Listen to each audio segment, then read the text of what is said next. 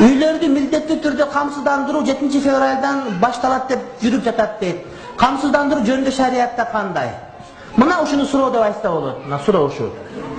Серьезный молдого бериле турган суроо ушундай болуш керек. Каттардын этин жесе болобу деп 100 суроо келди биякта.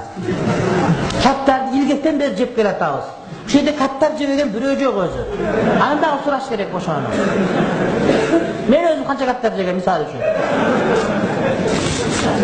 Шариатта камсыздандыруу арам. Шариатта тыюу салынган. Бир гана ден соолукка макул.